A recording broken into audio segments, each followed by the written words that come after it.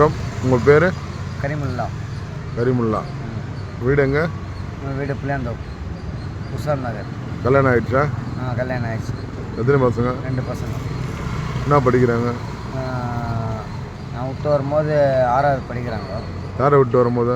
என் wife குடும்பத்தை விட்டு வரும்போது. ஏன், என்ன விஷயம் குடும்பத்தை விட்டு வரீங்க? தகராறு, வீட்டில் தகராறு, சண்டை போட்டுன்னு வந்துட்டேன். குடிப்பீங்களா? ஆமாம். அப்போ உங்களுக்கு வந்து குடியால் உங்கள் குடும்பம் உங்கள் வாழ்க்கை போயிடுச்சு. உப்பையும் குடிச்சுன்னு இருக்கீங்களா? ஆமாம் ஐயா.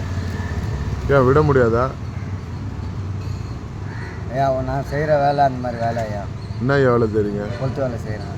கொளுத்து வேலை செய்கிற இவ்வளோ கஷ்டப்படுறீங்க. கொளுத்து வேலைனாலுமே காலையில் 9லேருந்து சாயந்தரம் 5-6 மணி வரைக்கும் வேலை இருக்குது. உடம்பு வலிக்கும், கை கால் வலிக்கும், ரொம்ப கஷ்டமாக தான் வலி இல்லைன்னு சொல்ல.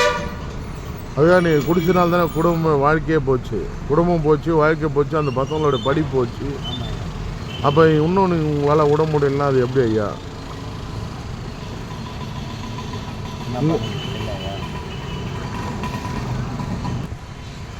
நீங்கள் தான் உணரணும். நம்ம குடும்பம் வீணாக போச்சு, பசங்க வீணாக போயிட்டாங்க, படிக்கிறாங்களா இல்லையான்னு தெரியல, குடும்பத்தை விட்டு வந்துட்டீங்க. இதெல்லாம் காரணம் என்னென்னா குடி, கஞ்சா, மாத்திரை, அபின்னு, மாவா, ஆன்ஸு, கூலிப்பு, இது போல் ஆம்பளைங்க நம்ம யூஸ் பண்ணுறதுனால தான் ஏதோ ஒரு கெட்ட பழக்கம், போதைப் பொருட்கள் அடிமையாகிறதுனால தான் ஃபேமிலி நம்மளை உதறி விட்டுருது. இல்லை நம்ம அதுக்கு அடிமையாகி ஃபேமிலியே உதறி விட்டு வந்துடுறோம். ஆனால் அந்த டைமில் உனக்கு அந்த குடி மட்டும்தான் நம்மளுக்கு ஒரு பக்க துணையாக இருக்குதுன்னு நினைக்கிறோம்.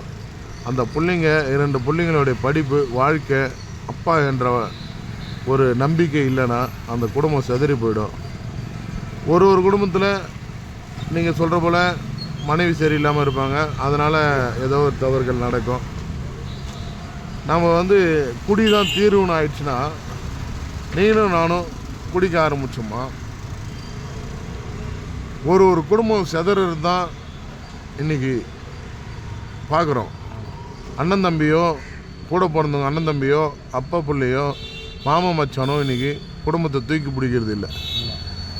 நம்மளை போல் ஆளுங்க குடிச்சிட்டு கெட்டு போகிறதுனால தான் நம்ம பொண்டாட்டிங்க வீட்டு வேலைக்கு போயிட்டு வேறு தேவையில்லாத ஒரு வேலைக்கு போயிட்டு குடும்பத்தை காப்பாற்றணும், 2 புள்ளி ஆச்சு 3 புள்ளி ஆச்சுன்னு அவங்க இதே போல் கொத்தனார் வேலைக்கோ மற்ற வேலைக்கு போகும்போது அவங்க குடித்தா நம்ம ஏற்றுக்க முடியாதுல்ல ஐயா. அதனால் தயவு செய்து உங்கள் காலை தொட்டு வணங்கி கேட்குறேன். குடிய வாழ்க்கை இல்லை, குடியை விட்டுருங்க. குடியை விட்டுட்டு மீண்டும் குடும்பத்தில் சேர பாருங்கள். உங்களை போல் கொத்தனார் வேலை செய்கிறவங்கள்ட்ட எடுத்து சொல்லுங்கள், குடி வாழ்க்கை இல்லைடா, நான் குடிச்சதாண்டா என்னுடைய வாழ்க்கை போச்சு, என் குடும்பம் போச்சு, என்னை விட்டு என் பிள்ளைங்க போச்சு. இன்றைக்கி இந்த உலகத்தில் உங்களை பல பேர் பல விதமான பேர் வச்சு கூப்பிடுவாங்க. நான் கூட இப்போ அண்ணன் சொல்லலாம், மாமா சொல்லலாம், பார்க்குறவங்க அண்ணா, பிரதர், தம்பி, ஐயா இங்கே வாங்கன்னு கூப்பிடலாம்.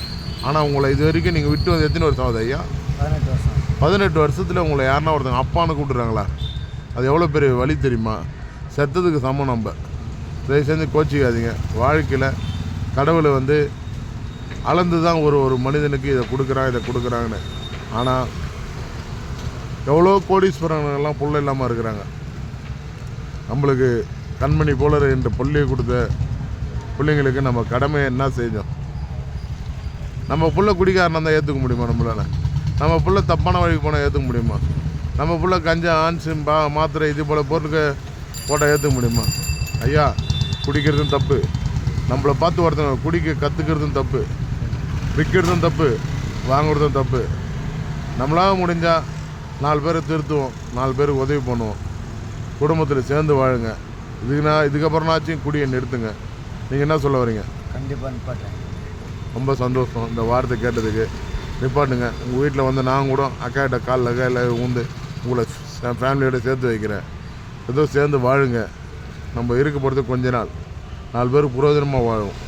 கண்ணீரோடு வாழறதோட மன நிம்மதியோடு வாழ்ந்துட்டு போகலாம்.